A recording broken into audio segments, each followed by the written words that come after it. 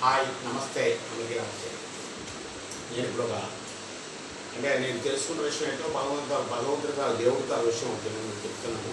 నా మాట విని మీరు శ్రద్ధ పాటిస్తే మీరు మంచిది, లేకపోతే లేదు మీ ఇష్టం, మీరు ఆలోచించండి. ఎందుకు చెప్తున్నాను, ప్రతిరోజు మన హెల్త్ అనేది ఆరోగ్యం అనేది కాపాడుకోవాలి. మన శరీరానికి వ్యాయామం అనేది ముఖ్యం అండి. ప్రతిరోజు మార్నింగ్ లేచి ఒక అరగంట మేము నడవండి. అరగంట ప్రాణాయామం అనేది ముఖ్య ఇంపార్టెంట్. ప్రాణాయామం అనేది చేయండి. ప్రాణాయామంలో ఏంటి మీరు కూడా తెలుసుకోండి. మీకు విజయం కూడా తెలుస్తాయి. అది చేయండి. ఇంపార్టెంట్ ఏంటంటే మీ శరీరం మీద అంటే లైఫ్ స్పాన్ పెంచుకోవడానికి చాలా అవసరం అండి. ముఖ్యం నేను చేస్తున్నాను, నేను అనుభవిస్తాను, నేను చెప్తున్నాను. ఒక అరగంట నడవండి. ప్రతిరోజు ఉదయం లేవండి. 5 గంటలు లేవండి, 5 గంటలు 6 లేవండి. అరగంట ప్రాణాయామం, ఒక గంట దానికి కేటాయించండి. భగవంతుడి కోసం ఒక 20 నిమిషాలు, ఒక అరగంట కేటాయించండి దయచేసి.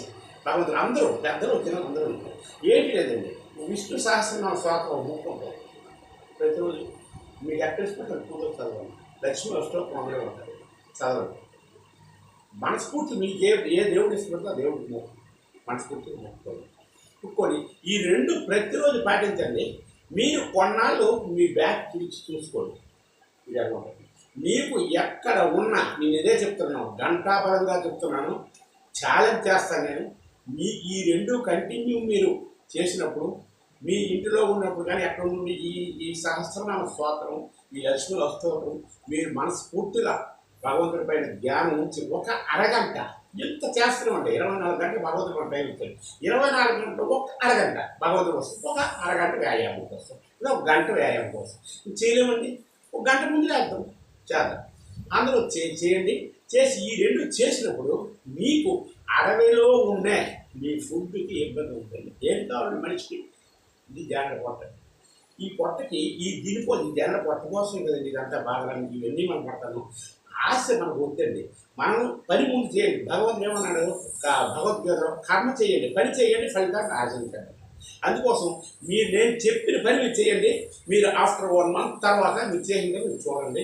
మీకు ఇబ్బంది ఉంటే మీరు అడగండి. మీకు ఎటువంటి ఇబ్బంది లేకుండా హ్యాపీగా భగవంతుడు అనేవాడు ఉన్నాడు, చూస్తాడు. మీకు ఎలా ఇవ్వాలో అలా ఇస్తాడు. పడిపెట్టినోడు ఒక సాంతం, పడిపెట్టినోడు పైన ఉన్నాడు రాడు ఒక ఆయన, నేను చెప్పడం విన్నాను. అంటే ఎలాగ పెట్టాలి, ఎలాగ వస్తుందండి, ఈ పక్కలో వస్తుందా, ఆ పక్కలో వస్తే వేరేళ్ళు వస్తుంది నేను చెప్పను. ఏదో ఒక విధంగా మీకు మంచిగా ధర్మంగా మీరు వెళ్ళండి. మీకు ధర్మంగా భగవంతుడు మీకు కావాల్సిందని మీకు ఇస్తాడు, సమకూరుస్తాడు అనే ఒక దృఢమైన సంకల్పం నాకు ఉందండి. ఉండి నేను చెప్తున్నాను, నేను అనుభవించిన చెప్తున్నాను.